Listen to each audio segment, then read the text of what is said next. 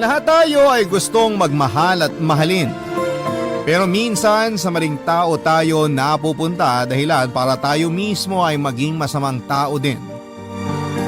Ikaw kabarangay, paano mo babaguhin ang maling pananaw mo sa pakikipagrelasyon?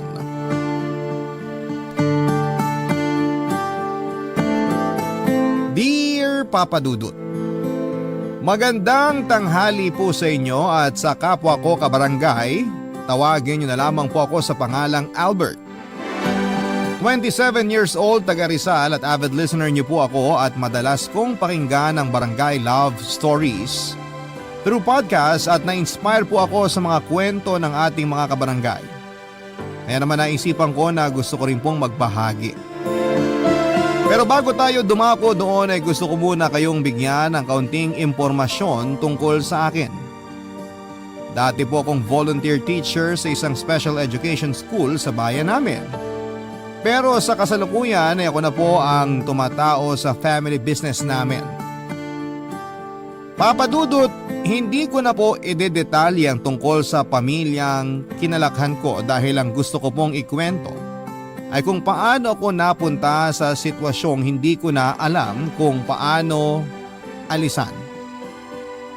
Tawagin niyo na po akong makasalanan. Pero dad, at mahilig ako noon sa ganung babae. Kaya agad akong nagtapat ng feelings sa kanya. Kaso hanggang sa pagkakaibigan lang ang tingin niya sa akin.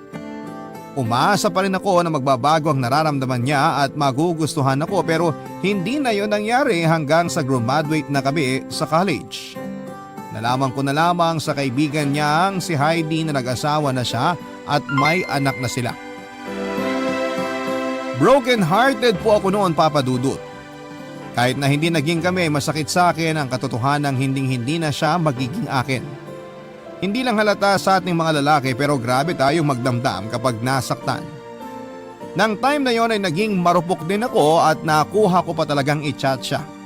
Ang sabi ko ay masaya ako para sa kanya pero durog na durog talaga ang puso ko. Umiyak ako noon habang unti-unting tinatanggap na hindi kami para sa isa't isa. Pero hindi lang naman po si Mia ang babaeng kinabaliwang ko noong araw. May mga nagustuhan din po akong ibang babae at isa na doon si Nina, Papa Dudut. Maganda po siya at naagaw niya agad ang atensyon ko. Kaya nga nang magkaroon ako ng pagkakataon na lapitan siya para kausapin ay hindi na po ako nagpatumpik-tumpik pa. At sinamantala ko na ang pagkakataon, Papa Dudut.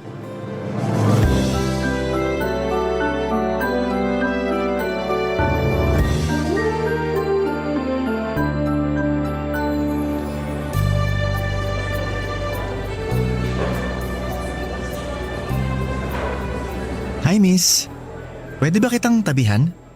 May kasama ka ba o… Wala. Sige, pwede kang umupo.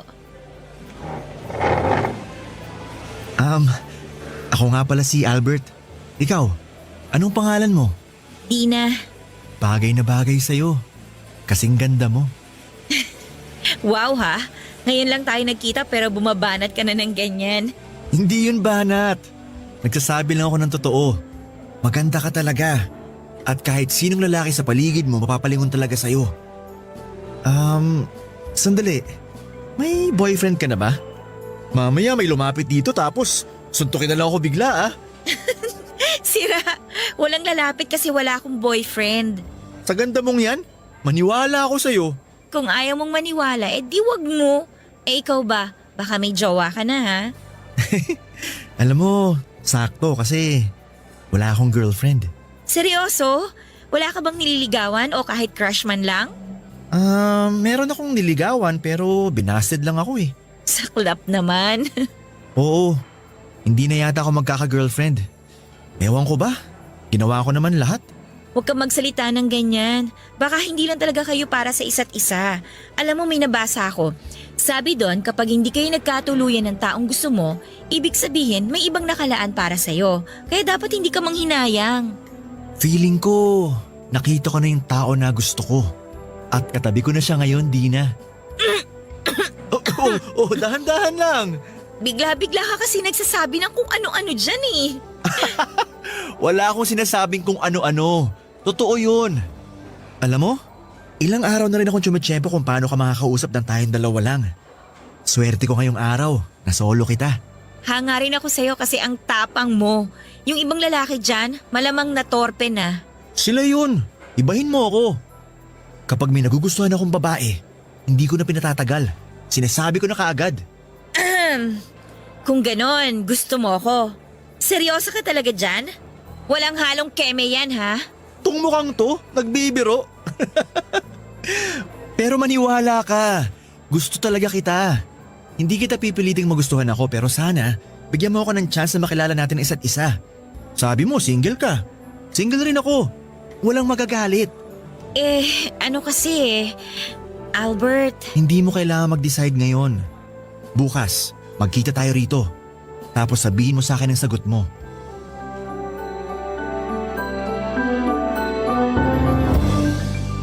Kinabukasan ay nagkita po ulit kami ni Dina at napapayag ko siya na ligawan.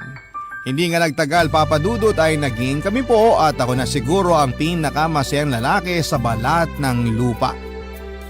Nasabi ko pa noon sa sarili ko na ang swerte-swerte ko. Hindi niyo po ako masisisi kasi meron na rin po akong niligawan pero binasid lamang ako. Yun po ang pinsan ng kaibigan ko na sa ngayon ay pamilyado na rin. Mahal na mahal ko po si Dina, papadudot, at para sa akin ay siya ng babaeng pakakasalan ko balang araw. Bubuo kami ng sariling pamilya at magkakasama pa rin sa pagtanda.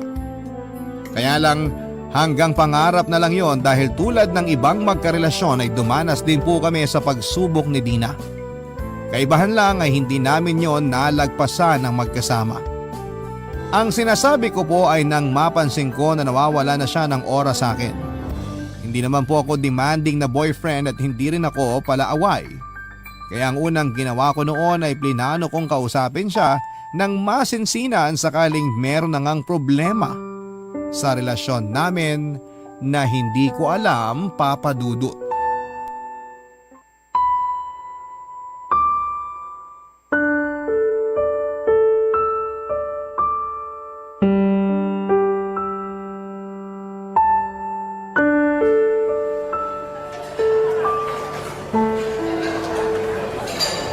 Dina, ba't kanino pa ako hindi kinakausap? Galit ka ba sa akin? anong hindi ako magagalit sa'yo? Ang kulit-kulit mo. Ngayon na nga lang tayo nagkita tapos inaaway mo pa ako. Pwede ba? Huwag kang magpaawa dyan, ha? Hindi bagay sa'yo. Ay, ano ba kasing problema natin? Bakit iritang-irita ka na niyaya kita makipag-date ngayon? Mukhang napilitan ka lang yata na sumama eh. Hindi ba obvious? Sinabi ko naman kasi sa'yo na busy ako. Tsaka may ibang lakad ako, Albert. Pag ikaw may pupuntahan, pinapakailaman ba kita? Ano ba kasi yung lakad na yun? Bakit mas gusto mo pang puntahan yun kesa sa date natin? Ngayon na lang tayo lumabas, Dina. Huwag ka nga OA. Lagi tayo nagkikita sa school. Iba yun. Ang arte-arte naman. Para kang bata kung umasta. Ay, ang gusto ko lang naman magkaroon ng oras tong relasyon natin. Napapansin ko kasi na wala ka ng panahon sa akin eh. Lagi kang busy. Ano ba kasi pinagkakaabalahan mo? School-related matters yon, Albert. Hindi mo ako kailangan tingnan ng ganyan na para bang may kasalanan ako sa'yo. Teka nga sandali. Ako ang dapat na galit sa atin, di ba? Huwag mo ibalik sa akin ang sisi. Di kita sinisisi, Dina. Feeling ko kasi hindi na ako mahalaga sa'yo. Feeling ko hindi mo na ako mahal kaya... Kulang sa nutrisyon ng utak mo kaya kung ano-ano na ang iniisip mo, Albert. Masisisi mo ba ako? Ganun yung pinaparamdam mo sa akin? Tsaka, sandali nga. Sino ba yung chat ng chat sa'yo? Akin na nga yung phone mo. Patingin ako. Ano ba? Huwag kang ang praning. Wala lang tono. Anong wala? Kung makapag-chat sa'yo sunod-sunod. Hindi niya ba alam na kasama mo ako at nagde-date tayo? Kung hindi, ako nang sasabi sa kanya. Akin na yung phone mo. Ewan ko sa'yo, Albert. Kapag hindi ka umayos, iiwanan talaga kita dito. Pinagtitinginan na tayo ng mga tao, oh. Di ka ba nahihiya? Sorry. Hindi ko naman sinasadya. Frustrated lang ako. Kaya di ako makapag-isip ng tama. Wala ka naman kasing dapat isipin dahil magkasama na tayo. Okay, I'm sorry kung nagalit ako sa'yo. Pero pwede bang kalimutan na lang natin na nangyari? Mag-focus na lang tayo sa date natin ngayon, okay? Sorry din kasi makulit ako, Dina. Ayos na yun. Gets ko naman kung bakit ka nagkakaganyan eh. May mga bagay talaga na hindi natin kontrolado. Tulad nitong pagiging busy natin, kaya hindi na rin tayo nakakalabas masyado. Kaya nga sinasamantala ko ng pagkakataon na pareho tayong available, Dina. Alam ko yon. Thank you sa effort mo sa relasyon natin, ha? Siyempre, mahal kita. At gagawin ko ang lahat para sa'yo, Dina.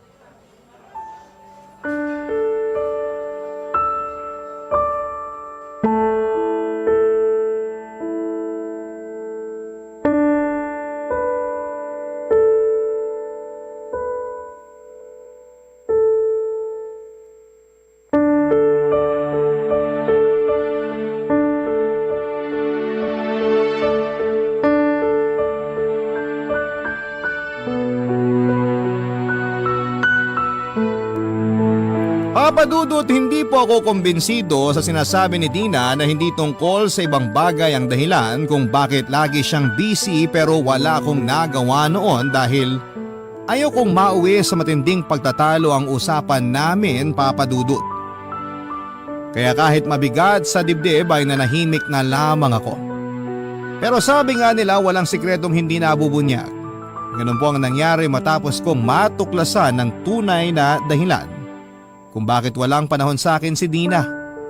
Dahil may ibang lalaki siyang pinagkakaabalahan. At ang masahol pa ay boyfriend din niya ito. Pinagkaiba lang namin ay nauna yon at ako ang pangalawa. Ibig sabihin pinagsasabay kami ni Dina. Akala ko ay wala nang masasakit pa na mabasted pero para po akong sinampal ng 2x2 sa mukha ko ng paulit-ulit matapos akong lokohin ni Dina, Papa Dudut. Pero sa kabila ng lahat, humingi pa rin ako ng paliwanag sa kanya at tinawagan ko pa siya noon pero yung boyfriend niya ang nakasagot. Pinamukha lang niya sa akin, Papa Dudut, kung saan ako lulugar. Doon ko tinanggap na talo na ako. Na hindi na dapat ako maghabol dahil halata naman kung sino ang mas mahal niya sa aming dalawa. At kahit na nasasaktan ay pinilit ko pong makapag-move on, Papa Dudut. At hindi ko na po sinubukang manligaw at magmahal muli.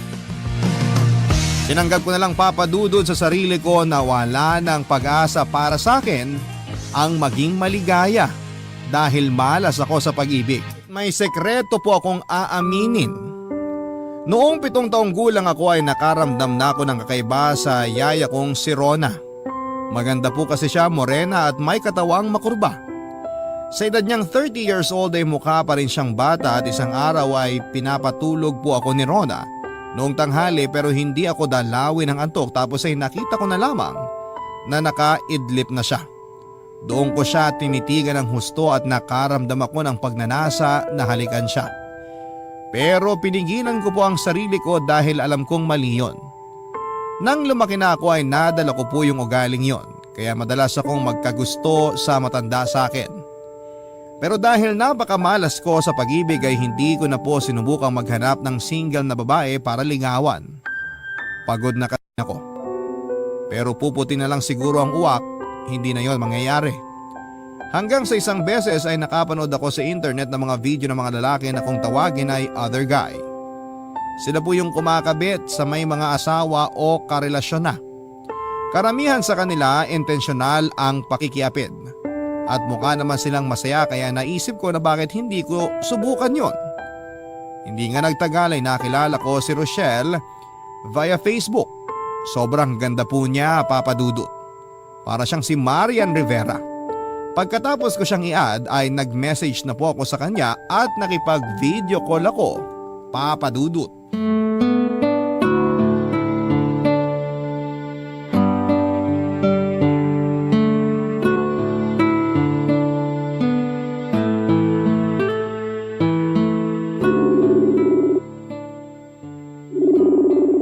Online naman siya pero bakit kaya di niya sinasagot? Yun! Sinagot din! Hi Rochelle! Grabe! Parang araw-araw lalo kang gumaganda. Hi Albert! Nakita kong nililike mo yung mga pictures ko at ang dami mo ring chat sa akin. Oo. Sorry kasi gusto lang talaga kita makausap. Busy ka ba? Nakaistorbo ba ako? Hindi naman. Wala akong masyadong ginagawa kaya nasagot ko ang tawag mo. Mabuti kung ganon. Sensya ka na ha. Gusto ko lang makipagkaibigan sa'yo. Huwag kang mag-alala. Hindi ako manggaghancho. Tingnan mo, nakikipag-video call nga ako sa'yo para malaman mo na hindi rin ako poser o scammer. Gandang-ganda talaga ako sa'yo eh. Kaya gusto kitang makilala. Kung ayos lang naman, syempre. Ano kasi, Albert? May asawa at anak na ako. Alam ko yun kasi nakikita ko rin ang mga picture nyo. Pero chinat mo pa rin ako at kinukulit? Oo. Nabighani mo kasi ako, Rochelle. Sana bigyan mo ako ng chance na makilala ka. Wala namang kaso kahit pamilyado ka na eh. Hindi naman nila malalaman. Kaso Albert… Nararamdaman ko gusto mo rin ako. Kasi kung hindi, sana binilak mo na ako. Wala naman akong dahilan para hindi ka magustuhan. Mukha ka namang mabait. Tapos magaling ka ring magpatawa. Kapag binabasa ko ang mga banat at jokes mo, napapangiti ako at natatawa. Nawawala yung stress at pagod ko. Pero ang lalo kong hinangaan sa'yo, yung pagiging matyaga mo. Kasi kahit madalas hindi ko agad nasisina mga chat mo at nasasagot ang tawag mo, hindi ka pa rin sumusuko. At kahit alam mong may asawa na ako, gusto mo pa rin ako. Ganito talaga ako kapag prosigidong mapansin ng isang tao. Pero wala ka bang girlfriend dyan para pagkaabalahan mo pa ako? Paano kung sabihin kong wala? Maniniwala ka ba? Talaga lang ah. Baka mamaya meron na tapos gusto mo lang mag-cheat sa kanya. Uy, loyalista ako no? Kung meron man, hindi ko yung gagawin. Kaso wala nga. Okay, sige. Naniniwala na ako. Kaso nag-aalangan pa rin ako sa gusto mong mangyari eh.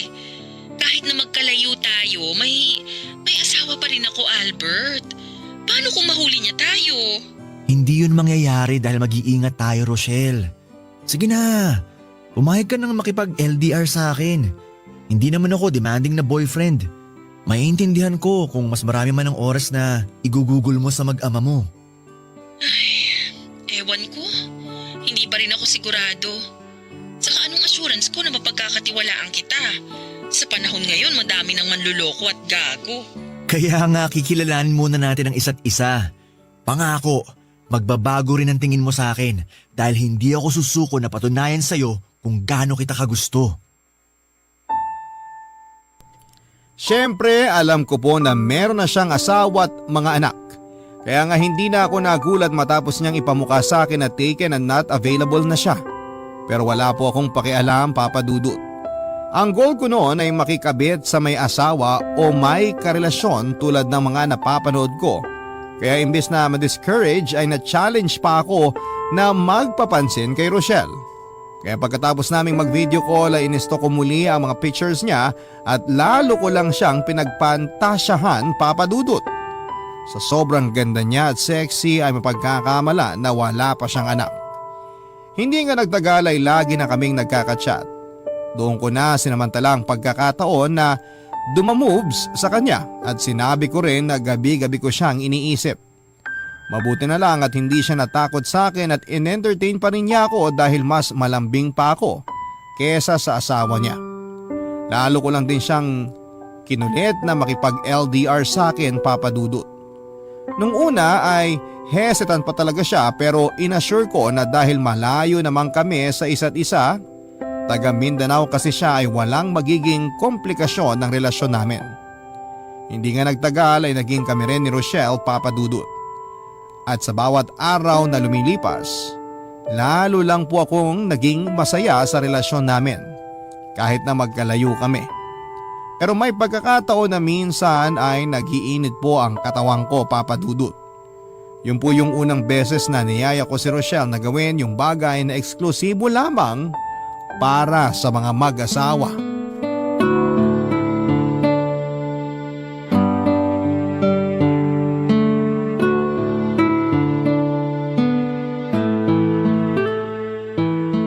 Albert, bakit kanina ka pa tawag ng tawag? Namimiss kasi kita, Shell. Pero kasama ko ang mister ko kanina. Paano na lang kung magduda siya dahil tingin ako ng tingin sa phone ko? Hindi ka ba nakikinig? Miss na nga kita. Maghapon na kayo magkasama ng asawa mo. Ako naman ang pansinin mo. Hindi mo kailangan magalit dahil narinig ko ang sinabi mo. Saka bakit parang ang demanding mo yata ngayon? Akala ko ba ayos lang sa'yo at naiintindihan mo ang sitwasyon natin? Ipapaalala ko lang sa yung sinabi mo noon, Albert ha? Baka kasi nakakalimutan mo. Sabi mo, okay sa'yo tong setup natin. O bakit ka gumaganyan ngayon? Ay, pasensya ka na, Shell. Hindi ko lang napigilan ang sarili ko. Siguro, nagsiselos lang ako sa mister mo kasi nakakasama ka niya. Alam ko naman ang sitwasyon natin. Pero minsan naiisip ko, sana ako na lang nasa posisyon niya. Ano ba yung sinasabi mo? Bakit bigla ka nalang nagkaganyan? May nangyari ba dyan sa inyo? Wala naman. Malungkot lang ako ngayon tapos naalala kita. Kung nandyan lang ako, mamasahihin kita para nare-relax ka.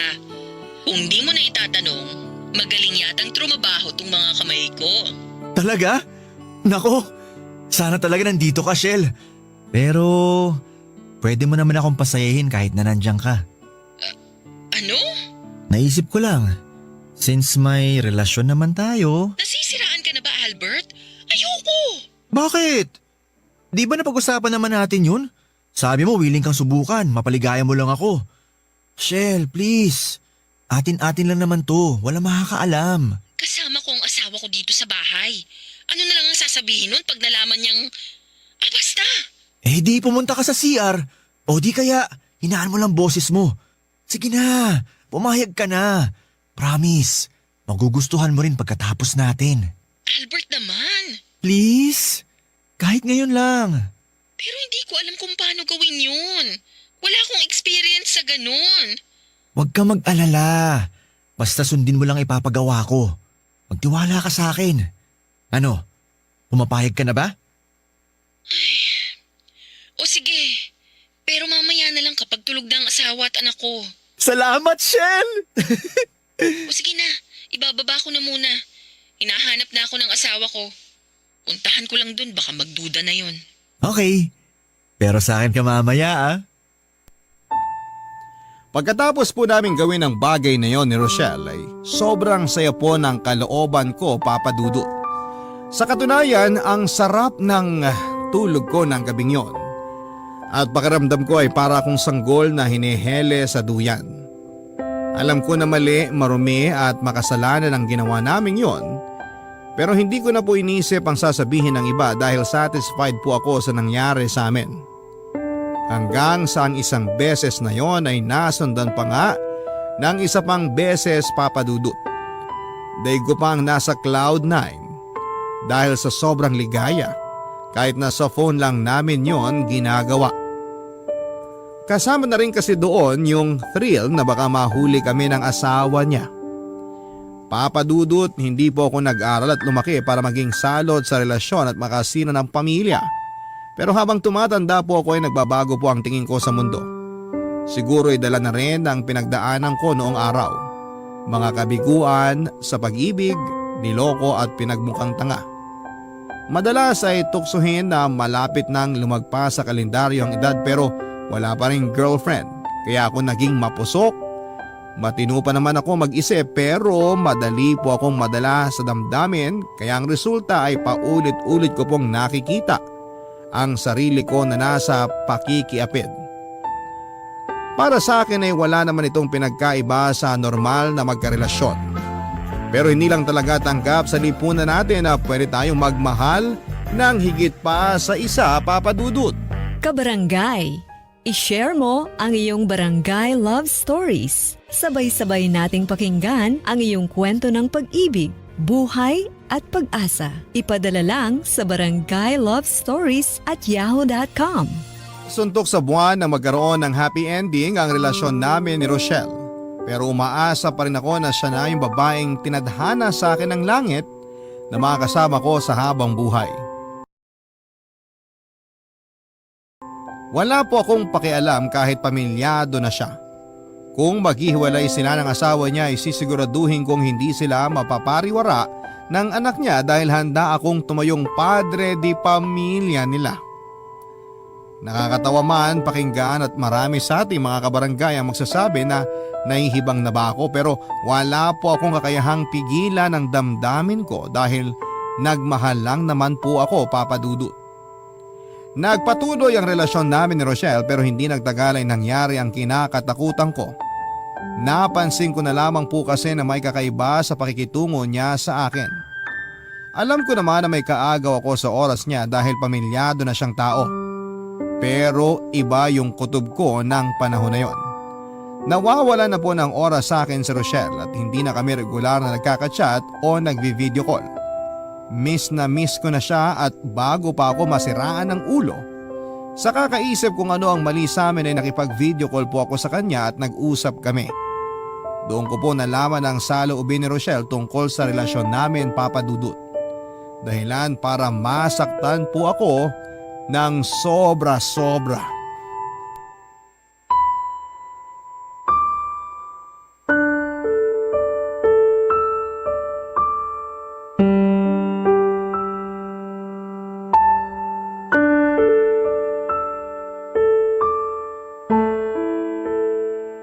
Shell!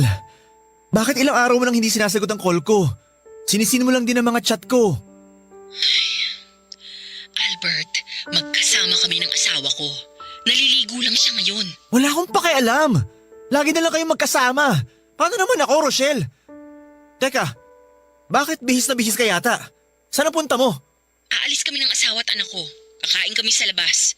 Magse-celebrate dahil anniversary din namin. Please lang, Albert, huwag kang manggulo. At ako pa talagang panggulo sa pamilya mo? Wow! Shell, baka nakakalimutan mo. May responsibilidad ka sa akin dahil boyfriend mo ako. Ano pang sinasabi mo? Baka ikaw ang nakakalimot sa ating dalawa kung ano lang at hanggang saan lang ang meron tayo. Saka huwag ka nga umasa na parang pagmamayari mo ko, Albert. Simulat sa pool, alam mo dapat na hindi tayo magiging seryoso dahil may pamilya na ako. Konting panahon lang naman ang hiling ko sa'yo. Konting atensyon. Mahirap bang ibigay yun? Hindi ko naman nakakalimutan kung saan ang lugar ko sa buhay mo, Shell. Pero sana isipin mo rin na mararamdaman ko. Ewan ko sa'yo, Albert. Kalalaki mong tao pero ang drama-drama mo. Naaalibadbaran ako. Saka huwag ka nga magpaawa dyan na akala mo aping-api ka. Hindi mo kasi naiintindihan ang pinanggagalingan ko kaya mo nasasabi yan. Sawang-sawa na akong intindihin ka kasi masahol ka pa sa 5 years old. Hindi ka naman bata. Nasa tamang edad ka na. Hindi ka ba napapagod sa setup nating to, Albert? Kasi kung ako ang tatanungin mo, pagod na ako. Anong sinasabi mo? Ayoko na. Tigilan na natin to, please lang. Ang laki-laki na ng kasalanan ko sa mag-ama ko simula nang pumayag akong maging tayo. Natukso ko, oo. Pero gusto ko ng magbagong buhay. Gusto ko ng itamang pagkakamali ko, Albert. Nakikipaghiwalay ka sa akin, ganun ba? Oo. Huwag mo na akong kukontakin dahil ayokong malaman ng asawa ko na may iba akong kinakausap na lalaki. Ayokong maghinala siya at ayokong masira ang pamilya namin. Hindi naman sila naghihinala kaya bakit kailangan mong tapusin ang meron tayo? Mahal kita, Rochelle! I'm sorry pero buo na ang desisyon ko. Kung mahal mo talaga ako, igagalang mo ang gusto kong mangyari. Sorry talaga, Albert. Huwag mo naman gawin sa akin to. Nagmamakaawa ako. Magtitiis ako. Hindi na ako magagalit kapag hindi mo ako kagad kinakausap. Huwag mo na ako iwanan. Parang awa mo na. Sorry talaga pero tapusin na natin ang lahat. Sige na, kailangan ko na mag-ayos ng sarili dahil baka maghinala pa ang asawa ko. Bye! Shell? Shell! Please! Huwag mo naman gawin sa akin to. Minahal kita ng gusto. Umasa ako. May posibilidad naman talaga na maghiwalay kami at piliin niya ang pamilya niya kesa sa akin. Pero hindi ko naihanda ang sarili ko na magiging ganon lang kadali kay Rochelle na itapon ang lahat ng meron kami. At hindi ko rin kasi akalain na mahuhulog ako sa kanya ng husto. Bagay na pinagsisihan ko, Papa Dudut. Hindi po yun ang unang beses na nasaktan ako pero yung pakiramdam ay para bang bago sa akin. Kumbaga sa isdang bagong huli ay sariwa at nanunuot yung kirot ng patalim na nakatarak sa puso ko dahil sa pakikipagkalasakin ni Rochelle. Hindi ko siya sinisisi kung mas piliin niya ang pamilya niya. Sino lang ba ako sa buhay niya, hindi ba? Kaya nga kahit masakit, kahit mahirap lunukin ay nagparaya ako, Papa Dudut. Iginalang ko ang desisyon niya at pinilit ko ang sarili kong mag-move on at siguro ay napagod na lang akong maging desperado. Kaya naman pinakawalan ko na lang siya at inayaang maging masaya kahit na ako ay nagdudusa. Awang-awa po ako sa sarili ko, Papa Dudut, pero wala naman akong magawa para pigilan yung sakit. Naitatanong ko noon sa Diyos na parusa ko ba na habang buhay maging miserable sa pag-ibig dahil makasalanan akong tao. Kung oo, walang saysay din na magbago ako dahil paulit-ulit lang akong kakarmahin. Kaya nga imbis na tumigil ay pinagpatuloy ko po ang pag-move on kay Rochelle sa pamamagitan ng paghahanap ng bagong karelasyon na may iba ring karelasyon. Bukod sa akin, may isang tao pa po akong pinagkatiwalaan at nakaalam ng sikreto ko. Yon ay si Josie na kaibigan ko, Papa Dudut. Nagpapasalamat ako sa Diyos dahil kahit paano ay may tao siyang ibinigay sa akin para makausap ko at mapagkatiwalaan ang mga ginagawa ko. Ikinuwento ko sa kanyang nangyari sa amin ni Rochelle at kung gaano ako nasaktan ng husto. Alam din niya na imbis na matuto, pinagpatuloy ko pa ang pagiging third party sa iba. Pinayuhan pa ako ni Diyos na tigilan ko na ang ginagawa ko dahil masasaktan at mapapahamak lamang ako sa bandang dulo, Papa Dudut.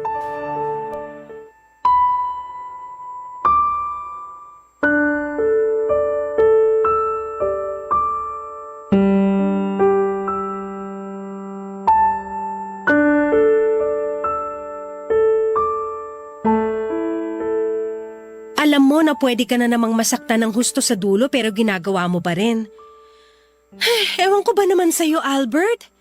Kailan ka ba matututo? Hindi ko alam kung kailan, Josie. O kung matututo pa ba ako tulad ng sinasabi mo. Kung malalaman lang ng ibang tao tong pinaggagawa mo, sigurado madidisappoint sila sa'yo. Aware ka na masama makipagrelasyon sa taken na pero ginagawa mo pa rin. Hindi ka ba nakukonsensya dahil nakakasira ka ng pagsasama? Bakit ako makukonsensya? Yung mga babaeng pumapayag na makipagrelasyon sa akin. Bakit? Sila ba nakonsensya habang iniiputin nila mga boyfriend nila? Hindi ganun ang punto ko. Oo, nakakainis yun at unfair sa mga karelasyon nila na tapat at mahal na mahal sila. Pero hindi lang sila ang may kasalanan. Kasama ka rin. Naikukwento mo sa akin kung paano mo sila i-pursue. Kaya napapapayag mo silang makipagrelasyon sa'yo. Sa'yo pa lang may mali na talaga kasi ba't kailangan mong gawin yun? Hindi ka ba pwedeng humanap ng single o walang sabi tapos yun ang ligawan mo? Ginawa ko na yun dati pero nasaktan lang ako. At sa pagiging third party mo, hindi ka ba nasasaktan? Sa nangyari pa lang sa inyo ni Rochelle, mukhang mas malala pa yung pagiging broken-hearted mo kaysa nung niloko ka at naghiwalay kayo ni Dina. Kailan ka ba matututo? Niloko ka o manloko ka, pareho ka pa rin masasaktan sa dulo. Ay, anong gusto mong gawin ko? Sige nga. Kahit pala saan ako lumugar, wala rin. Masasaktan din ako, Josie. Pakiramdam ko tuloy para akong patapong basura. O kaya parang bola na pinagpapasapasahan. Gusto ko lang naman magmahal at mahalin.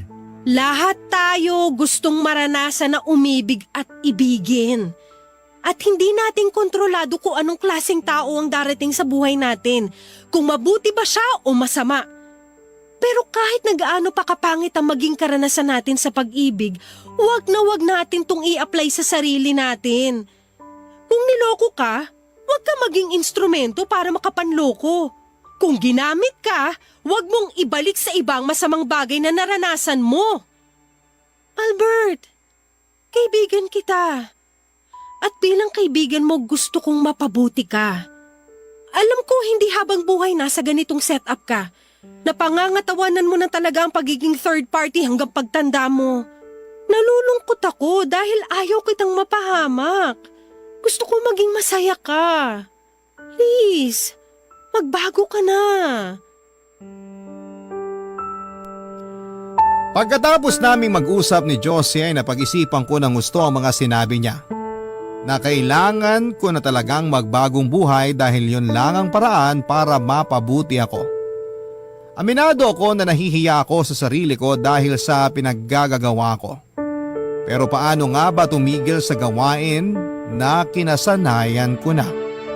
Na kahit panandalian ay napapasaya ako ng pagnanasa kong ito. Kung pwede lang sanang isang araw ay gumising ako na nakapagbagong buhay na ako, mas magiging madali sa akin ang lahat.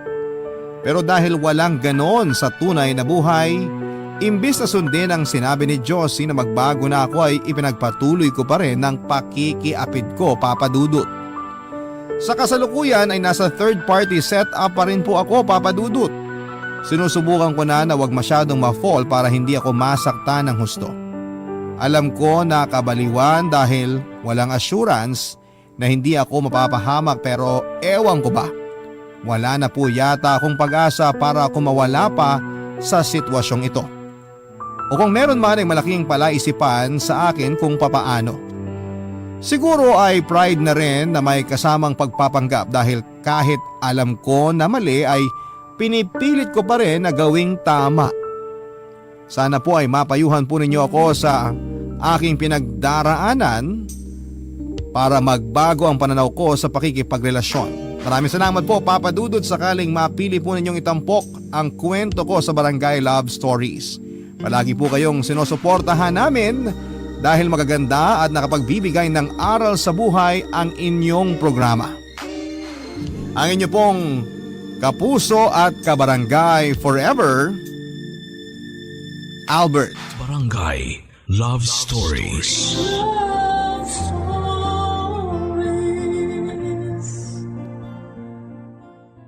Barangay LS 97.1 Number 1 Forever. Ang mga kwento ng pag-ibig, kwento ng buhay at kwento ng pag-asa dito sa Barangay Love Stories.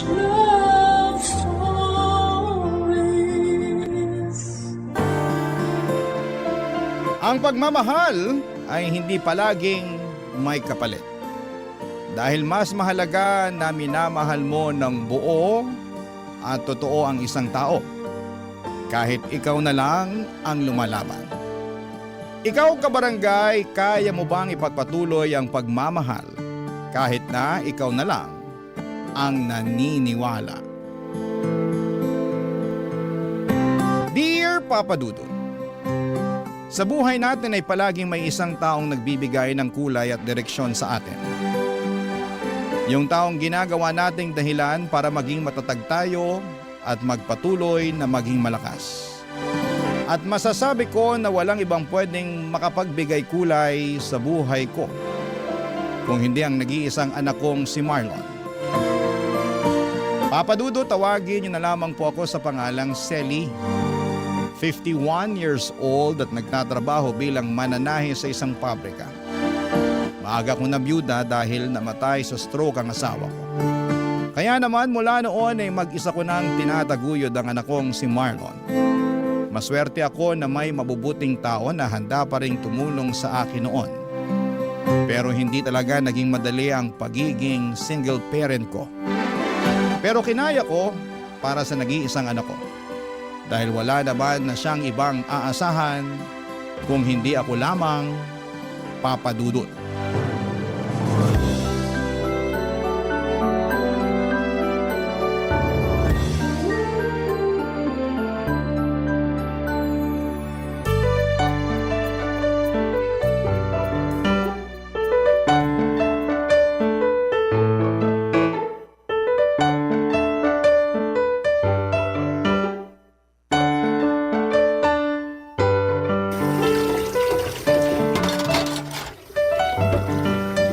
Ma, tulungan ko na po kayo sa pagliligpit nyo dyan sa lababo. Ay, kaya ko na to, Marlon. Asikasuhin mo na lang yung mga natirang bisita mo sa sala. Nakaalis na rin po sila, tsaka nakapaglinis na rin po ako ng mga kalat doon kanina. Ah, ganun ba? Eh, magpahinga ka na muna at hayaan mo na lang akong tapusin ang pagliligpit ko dito. Ma, alam ko po na mas pagod kayo kaysa sa akin. Kaya ako na lang po, hayaan nyo na akong tumulong sa pagliligpit nyo dito. Eh, sige na nga. Punasan mo na lang yung mga bagong banlaw na mga baso at pinggan nang matuyo agad ang mga yan. Ayan lang sa may sabitan ng malinis na pamunas. Sige po, Ma.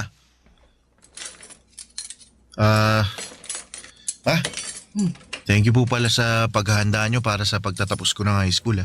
Wala kang dapat na ipagpasalamat sa akin. Kasi alam mo namang matagal ko na rin plinano to. Ilan buwan pa lang bago ang graduation mo, tinanong na kita kung anong mga pagkain ang gusto mong lutuin ko para sa espesyal na araw na to. Opo. At ang sabi ko po sa inyo noon, ayos lang sa akin kahit hindi na tayo maganda para hindi na kayo mapagod sa pagluluto. At hindi ako pumayag kasi espesyal na araw to para sa ating dalawa. Yung araw na nakapagtapos ka ng high school at natupad mo ang isa sa mga pangarap ko para sa'yo. Ang totoo nahihiya nga po ako sa inyo eh. Ha? Eh bakit naman? Kasi po wala naman po akong kahit na anong award na may regalo sa inyo. Sino namang may sabi na kailangan mong magka-award para may mairegalo ka sa akin? Narinig ko lang po yun sa mga kaklase ko na honor students na ang regalo daw po nila sa mga magulang nila yung academic awards na natanggap nila sa graduation namin. Akin na nga muna yung pamunas at gagamitin ko muna sa mga kamay ko. Sige po ma, ito. Alam mo, anak, malaki ang regalo na binigay mo sa akin sa araw na to. Ang regalo na nakapagtapos ka ng pag-aaral mo. Kahit po wala akong natanggap na kahit na anong award kanina. Oo naman. Ay, pahawak nga ako nitong mga kamay mo. Anak, hindi mo kailangan na magkaroon ng kahit na anong award o kahit matataas na grade para mapasaya ako. Mas importante sa akin na alam ko kung paano mo pinagsumikapan ang lahat para matapos mong pag-aaral mo. Salamat po ma. Kasi na-appreciate nyo rin po yung effort na ginawa ko para makatapos ng high school. Ay ako ang dapat na magpasalamat sa iyo, Marlon. Salamat kasi sinuklian mo ang lahat ng ginawa kong pagtatrabaho para sa pag-aaral mo. Salamat sa high school diploma na regalo mo sa akin. Basta ma, pagbubutihan ko pa po lalo ang pag-aaral. Lalo na sa kolehiyo. Pangako po ma, ako naman po ang babawi sa inyo. Papa Dudut, noong nabubuhay ang asawa ko ay simple lang ang buhay namin. Nagtatrabaho siya sa munisipyo at ako naman ay nagdesisyon na maging housewife. Sa asawa ko talagang si Manuel nanggaling ang ideya na yon. Dahil may trabaho din ako noon sa isang hardware shop. Pero nang maging masela ng pagbubuntis ko ay pinahinto niya na muna ako sa pagtatrabaho. Pero ang gusto ko sana noon, bumalik kapag nakapanganak na ako. Pero sumang-ayon na rin ako sa suggestion ni Manuel na maging full-time na may bahay niya. Gusto niya rin na matutukan ko ang pag-aalaga hindi lang sa kanya, kung hindi pati na rin sa anak naming si Marlon. Naging mabuting asawa at tatay ang asawa ko, Papa Dudut. Hindi man kalakihan ang sweldo niya pero nagagawa naming pagkasyahin yon sa lahat ng gastusin dito sa bahay. Pareho kasi kaming hindi maluho ng asawa ko, Papa Dudut. Kaya naman ang gastos namin ay para lang sa mga importanteng bagay o kaya ay sa mga espesyal na okasyon. Simple lang ang buhay namin pero masasabi kong masaya at kontento talaga kaming pamilya. Kaya naman nang mawala si Manuel ay ginawa ko pa rin ang lahat para hindi maramdaman ni Marlon ang malaking pagkukulang sa buhay namin, Papa Dudut.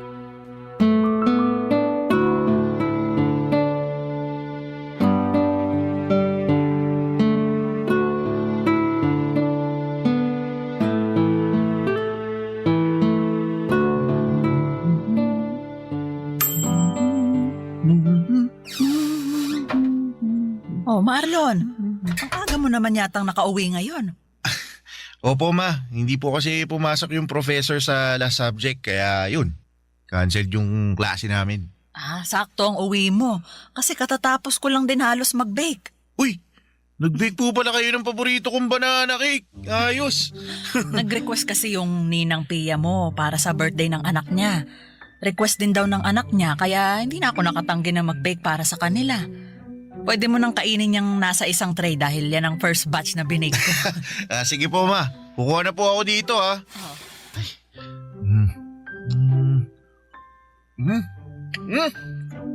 Grabe naman po ma, napakasarap talaga nitong banana cake na gawa nyo. Ayos. Anak, para namang ngayon mo lang natikman ang banana cake na binibake ko. Iba po kasi yung pagkakabake nyo ngayon, sobrang sarap. Ma, hingi pa ako ha. Kumuha ka lang sa tray na yan kasi para sa'yo talaga yan. Mauubos ko po yung buong tray na to, ma. Eh kahit ubusin mo pa yan, meron pang extra na tray ng banana cake para sa'yo. Buti na lang at napaaga yung uwi ko ngayon. Masusulit ko yung napakasarap na binake nyo, ma. Eh alam mo, kanina ko pa napapansin ha, parang napakasaya mo ngayon ha. May gusto ka bang ikwento sa akin, Marlon? Halata po ba, ma? Hindi lang halata. Kung hindi halatang halata talaga. Ano bang nangyari at ganyan kakasaya? Wala naman po kakaibang nangyari kanina sa university. Pero may gusto po pala akong itanong sa inyo. Ano yon, Marlon? Paano po kayo niligawan ni Papa noon? Seryosong tanong ba talaga yan? Opo, kasi bigla po akong na-curious sa sa love story niyong dalawa. O sige, sasagutin ko na ang tanong mo.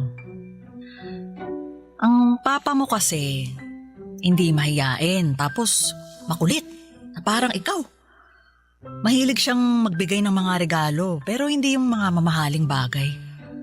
Kung hindi yung mga simpleng bagay na alam niyang makakapagpasaya sa akin, kagaya ng mga bulaklak na pinipitas niya sa mismong bakuran ng bahay nila, o kaya prutas at gulay mula sa tanim nila, o yung mga pagkain na siya mismong nagluto. Ang effort naman po pala ni Papa sa mga regalo niya sa inyo. Oo, kasi ang sabi niya, gusto niya na lahat ng bagay na ibibigay niya sa akin, totoong pinaghirapan niya. Yun daw kasi ang paraan niya para patunayan na seryoso siya sa panliligaw na ginagawa niya sa akin. Ikaw ba, anak? May napupusuan ka na bang babae na gusto mong ligawan? Po? Ako po? Oo. Ay, ikaw lang naman ang anak ko at nag-iisang kausap ko ngayon dito sa kusina. Sino ba yung babaeng nagugustuhan mo?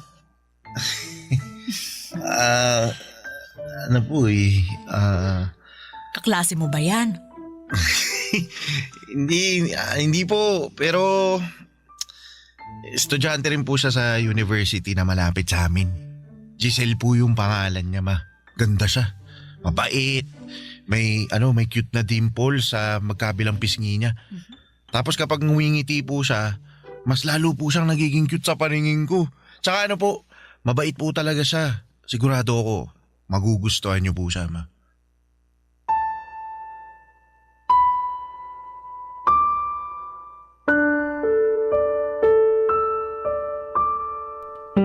Papadudot masasabi kong maswerte ako sa anak kong si Marlon. Malaking tulong yon para kahit papaano ay gumaan ang responsibilidad na dinadala ko noon. Kasi masipag siyang mag-aral at matyaga sa mga bagay na ginagawa niya. Wala man siyang academic awards na naiuuwi sa bahay o naipapakita sa akin. Sapat na yung alam kong hindi niya pinapabayaan ang pag-aaral niya. Yun naman ang importante para sa akin. Yung nagiging responsable siya sa ginagawa niya. Bukod sa pag-aaral ay mahilig din siyang mag-basketball. Yun na halos ang pinakalibangan niya noon. May mga oras pa nga na dinadala niya sa bahay ang mga kaibigan niya at tuwang-tuwa ang mga ito kapag nagluluto ako ng pagkain, lalo na kapag nag-bake ako ng banana cake. Hobby ko na rin kasi ang pagbe-bake noon kapag may libreng oras ako. At ang banana cake na binibake ko ang pinaka-paborito ni Marlon. Sinabi pa nga ng mga kaibigan niya na dapat daw ay nagbe-business ako ng pagbebenta ng banana cake. Pero hobby ko lang talaga yon, Papa Dudut, kaya hindi yon pumapasok sa isipan ko. Barangay Love Stories. Barangay Love Stories.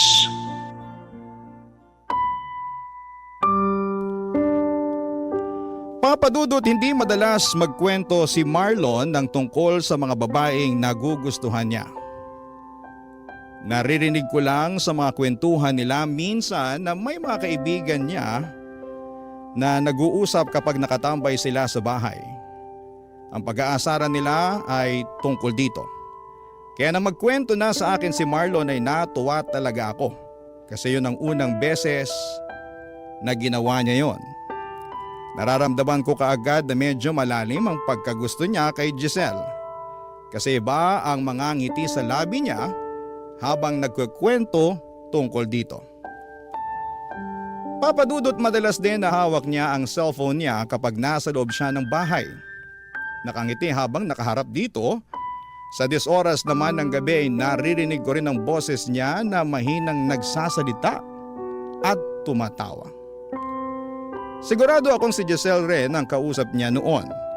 Wala naman akong ibang nakikitang problema at masaya pa nga ako kasi nakikita kong inspirado ang anak ko. Alam ko rin na hindi niya naman pinapabayaan ang pag-aaral niya. Malaki kasi talaga ang tiwala ko sa kanya noon, Papa Dudut.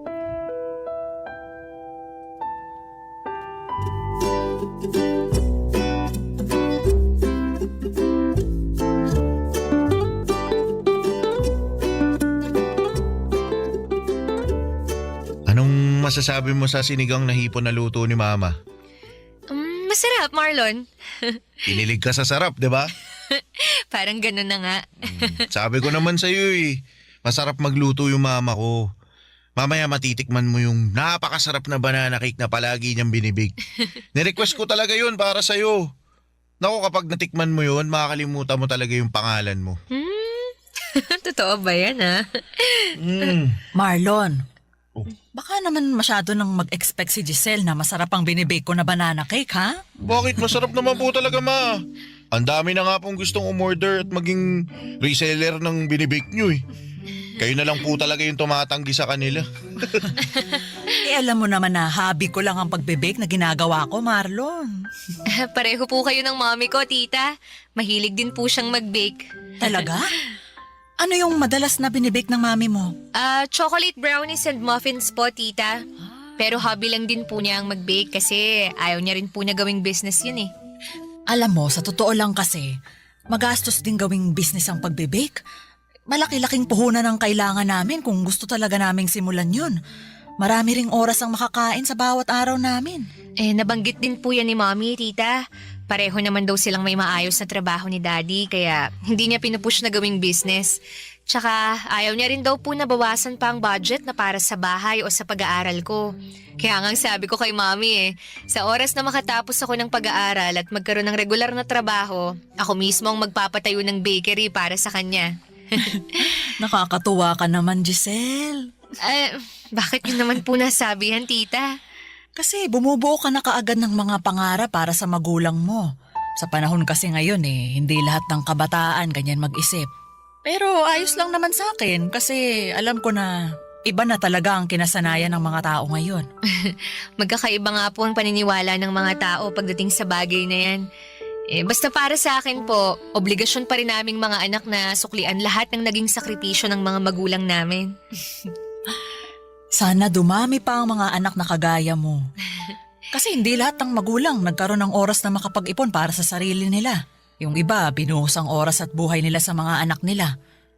Pero para sa akin naman, hindi ko naman inoobliga si Marlon na tulungan ako sa oras na makatapos na siya ng pag-aaral niya. Pero sinabi ko rin naman po sa inyo na gusto ko rin makabawi sa inyo, Ma. Nakwento rin po ni Marlon sa akin yung mga pangarap niya para sa inyo, tita. Talaga? Ano naman ang nakwento ng anak ko sa'yo na tungkol doon? Yung plano niyang pagbili ng malaking bahay para sa inyo, pagpapalago ng negosyo niyo, tsaka pagkuha ng sasakyan, para kayo naman po ang maihahatid at sundo niya. Ay naku, nakakatuwa talagang marinig yan mula sa inyo ng mga kabataan. Siguro, para sa akin lang ayoko naman na itali ng mga anak ang buhay nila sa pagtulong sa mga magulang na kagaya ko. Kayo ang responsibilidad namin hanggang sa tumanda na kayo at magkaroon ng sariling mga buhay. At kahit anong mangyari, responsibilidad naming mga magulang ang sarili namin.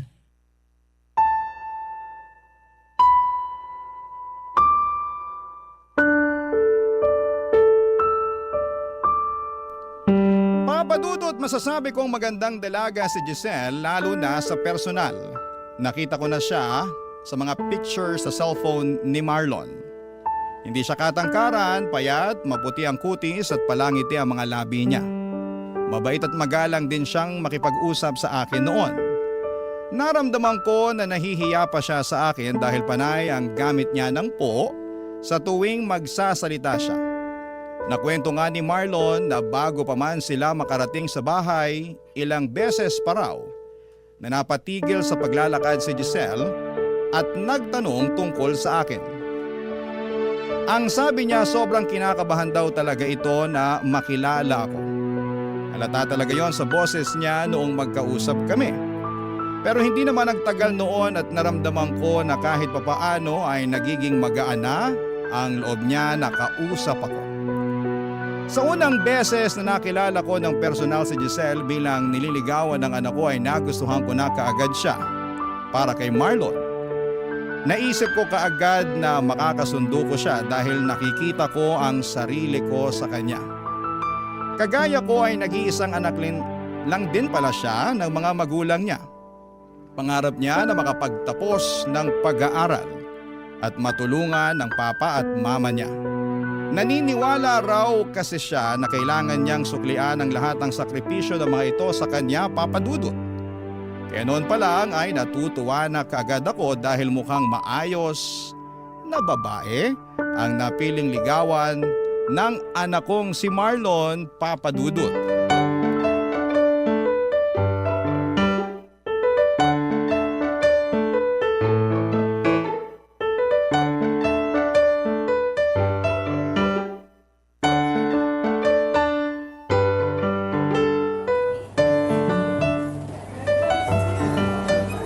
Hoy, Selly! Mabuti naman nandito ka pa sa kantin.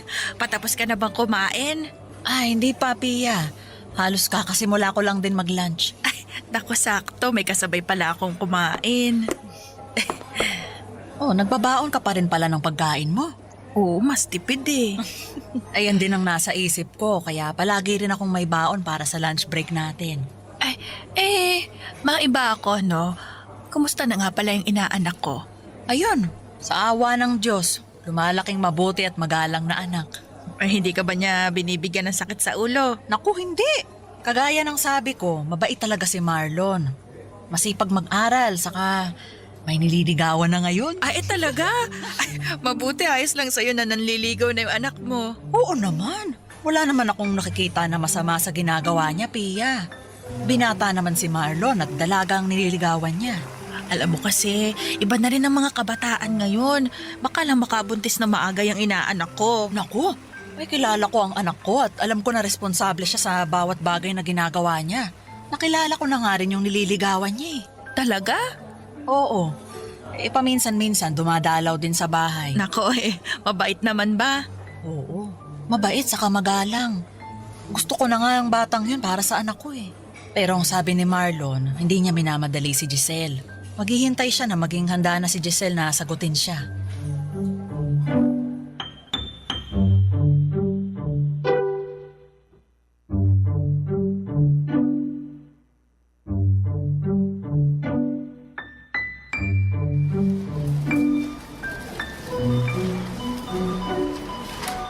Wala na ba tayong nakalimutan na isama dito sa grocery cart natin, Marlon? Mukhang wala na pong kulang, ma. Nandito na po lahat ng nasa listahan na pinakita nyo kanina. Mabuti naman. Pumwesto na tayo dun sa may pinakamaikling pila na cashier para makapagbayad na tayo. Sige, ma. Tara po.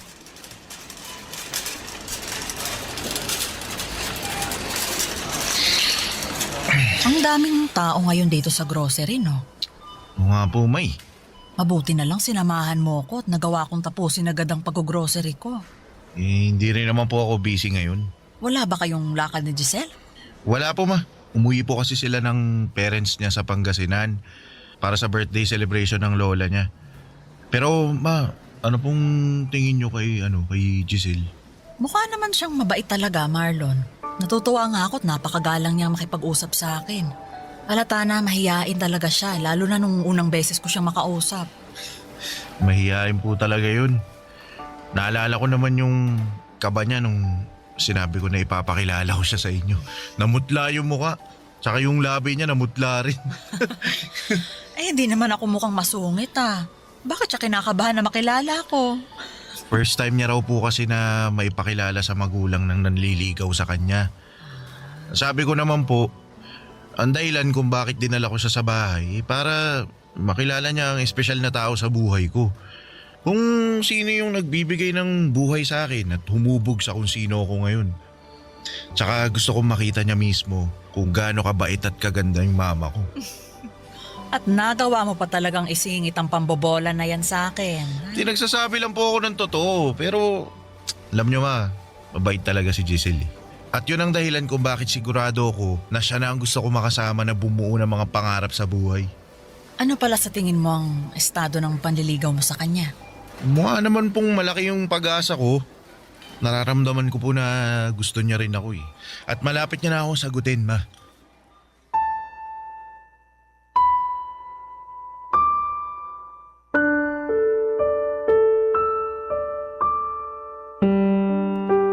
Papadudot kagaya ng sinabi ko kanina. Yun ang unang pagkakataon na may naikwento sa akin si Marlon na tungkol sa babaeng nagugustuhan niya. Natuwa ako dahil mas nagiging open na siya sa akin tungkol sa personal na buhay niya. Kahit malapit kami or malapit kami sa isa't isa ay hindi naman kasi namin na pag-uusapan ng tungkol sa bagay na yon. Naisip ko pa nga na kung nabubuhay ang asawa kong si Manuel ay baka mas makapagkwento pa sa kanya si Marlon. Pero nang magsimula na nga siyang magkwento sa akin ay iba ang saya na nararamdaman ko. Para bang mas naging close pa kami, lalo na nang magkwento pa siya ng ibang mga bagay tungkol kay Giselle. Ang saya lang makinig sa mga kwento niya at makita siyang inspirado dahil po sa isang tao. Halos hindi nawawala ang ngiti sa mga labi niya, lalo na kapag hawak niya ang cellphone niya, lalo na kapag kausap niya doon si Giselle, Papadudot. Barangay Love Stories. Barangay Love Stories. Papadudot, masasabi ko na nagmana si Marlon sa asawa kong si Manuel pagdating sa kung papaano sila magmahal ng isang babae. Kagaya ni Manuel ay nakita ko noon na palaging gusto ni Marlon na kausap si Giselle, mapatext o tawag man. Ganon din kasi si Manuel sa akin noon, Papadudot, dahil hindi pa uso ang cellphone noong panahon namin. Madalas akong tinatawagan ni Manuel sa telepono ng bahay namin at madalas din siyang dumadalaw noon sa bahay namin, lalo na noong nililigawan niya pa lamang ako. Kaya naman ayos lang sa akin sa tuwing magpapaalam si Marlon na aalis ng bahay o malilate na ang uwi dahil pupuntahan niya si Giselle sa bahay nila.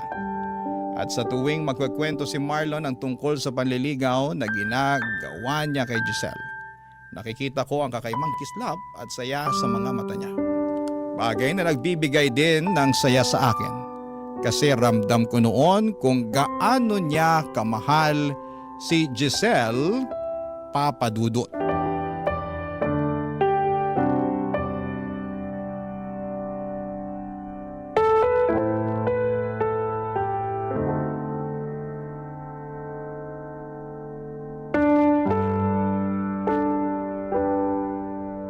Oh, Marlon, ayos ka lang ba?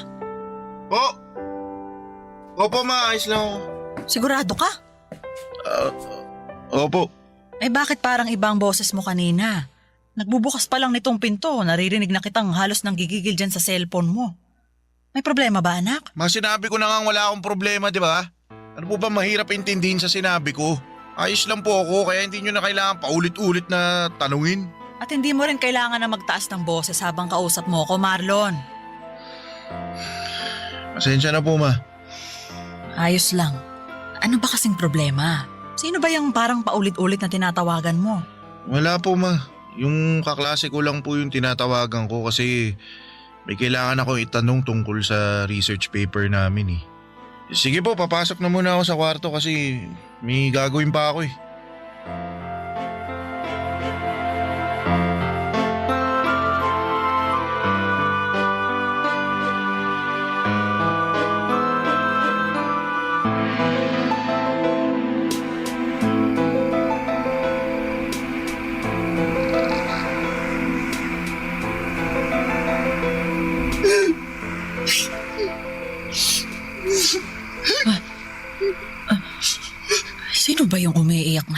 oras ng gabi. Teka, parang boses ni Marlon yun ah. Ay, makabangon na nga muna nang mapuntahan ko siya.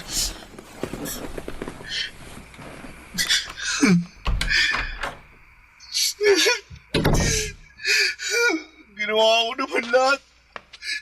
Saan ba ako nagkulang? Ba't hindi ako yung pinili mo? Marlon, anak, Ma, sorry po kung nagising kayo. kailan ka ba natutong uminom ng alak? Pasensya na po. Kailangan ko lang po ng pampatulog. Anak, ano ba talagang problema? Wala po, ma. Ayos lang po ako. Huwag niyo po ako lalahanin. Hindi ka maayos. Magdadalawang linggo ka nang palaging tulala, tapos ngayon, nagpapakalunod ka naman sa alak. Sabihin mo na sa akin ng totoo. Tungkol ba to kay Giselle?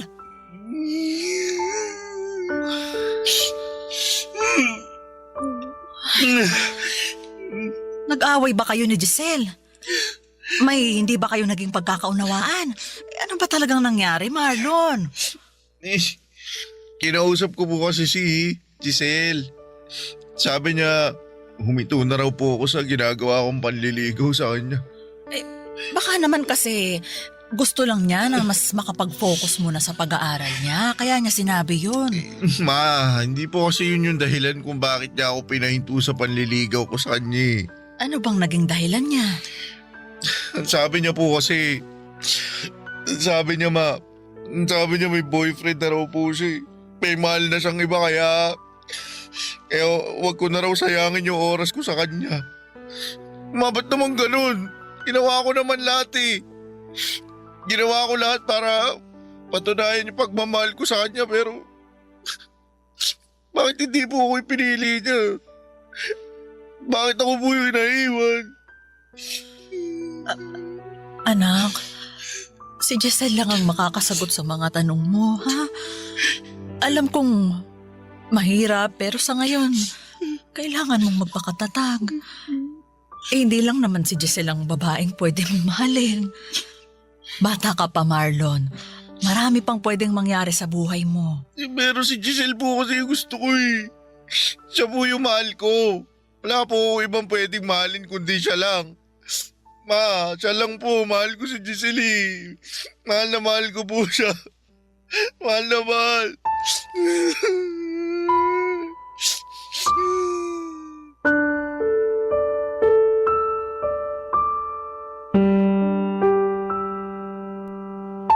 Papadudot, alam kong napakabata pa ni Marlon para maramdaman ang totoong pagmamahal para sa isang babae. Marami pa siyang iba na pwedeng makilala at mahalin. Pero sa totoo lang, umasa na rin ako noon na sanay si Giselle na rin ang makatuluyan niya sa hinaharap. Dahil sa ilang beses na dumalaw ito sa bahay, nakita ko kung gaano siya kabait at kagalang.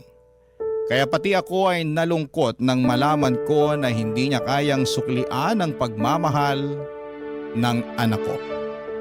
Na may iba na siyang minamahal kaya pinatigil na niya si Marlon sa panliligaw sa kanya. Nang mga sumunod pang araw noon ay nakita ko ang tila pagbagsak ng mundo ni Marlon. Palagi siyang walang ganang kumain, tulala sa sala kapag uuwi galing sa trabaho, at ang pinakamasakit yung naririnig ko siyang umiiyak gabi-gabi sa kwarto niya. Nadudurog talaga ang puso ko sa nakikita kong pagbagsak niya. At ginawa ko po ang lahat para maiparamdam sa kanya na lilipas din ang lahat ng sakit na nararamdaman niya. Na hindi lang kay Giselle titigil ang mundo niya, na magagawa niyang makausad kahit paunti-unti. Kaya lang ay bago pa man niya magawa yun ay tila sumuko na mismo ang katawan niya. Dahil isang umaga ay hindi na lamang siya nagising. Papadudot.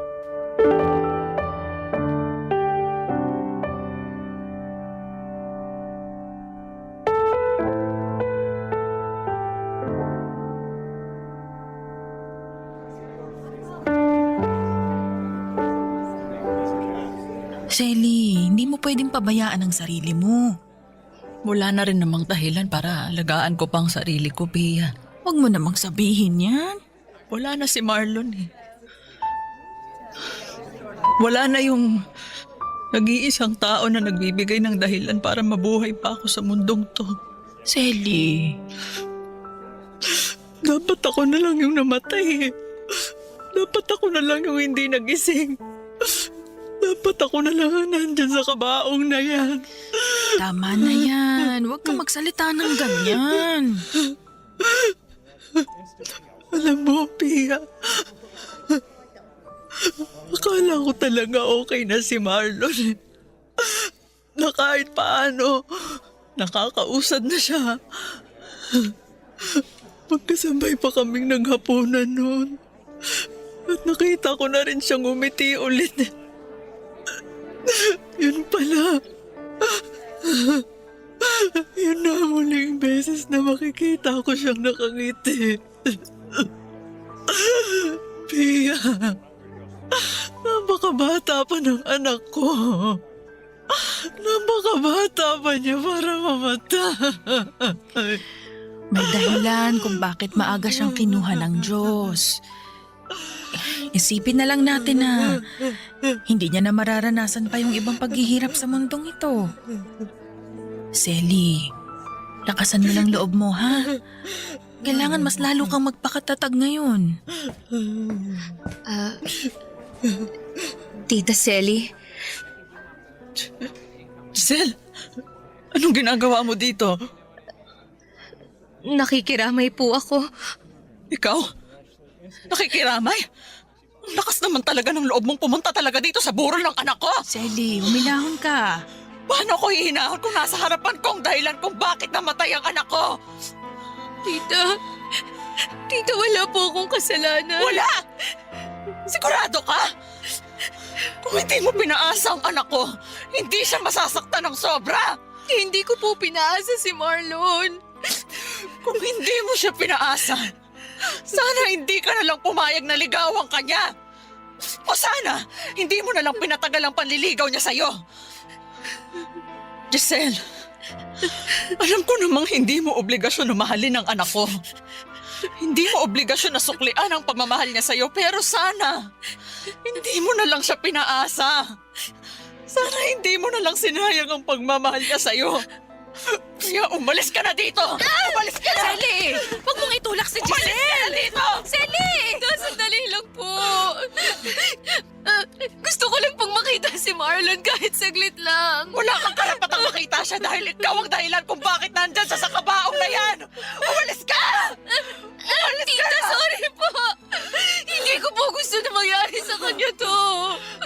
Hindi ko po gusto mawala si Marlon. Sorry po, Tita.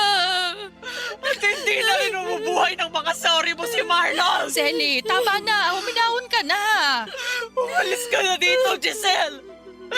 At ayoko nang makita yung pagbumukha mo kahit kailan! Naging mabait sa'yo si Marlon. Wala siyang ibang ginawa kung hindi ang mahalin ka. Pero sinaktan mo lang siya. At ikaw ang dahilan kung bakit siya namatay. Ikaw ang pumatay sa anak ko, Giselle. Kaya umalis ka na bago pa kita kalad ka rin palabas ng pamamahay ko. Umalis ka na!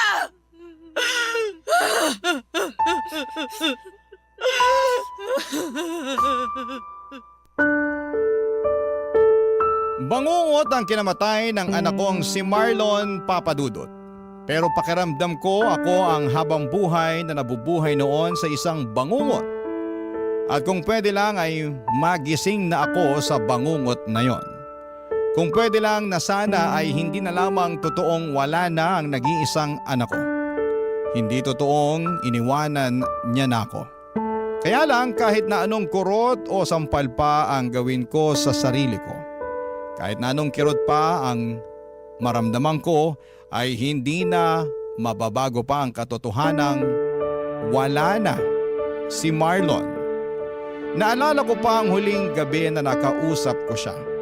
Nagawa niya akong sabayang kumain ng hapunan Pero halos 3 subo lang ng ulam at kanin ang nagawa niya noon. Nagawa rin ngumiti ng mga labi niya kahit namumugto ang mga mata niya. Nagpasalamat din siya kasi palagi ko siyang kino-comfort. Hinahawakan niya ang kamay ko at muling ngumiti sa akin.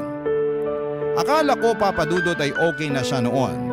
Ang buong akala ko ay magiging maayos na siya. Umasa ako na kahit papaano ay babalik na siya sa dating sigla kahit paunti-unti.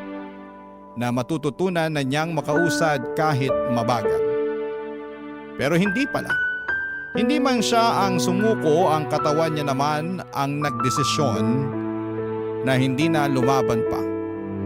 Papa Dudut, hindi niyo naman siguro ako masisisi kung nagalit ako kay Giselle, lalo na noong dumalaw siya sa burol ng anak ko. Nakita ko kung gaano siya minahal ni Marlon. Walang ibang ginawa noon ng anak ko kung hindi ang ipakita at iparamdam na seryoso ito sa panliligaw kay Giselle. Pero hindi yun nagawang suklian ni Giselle.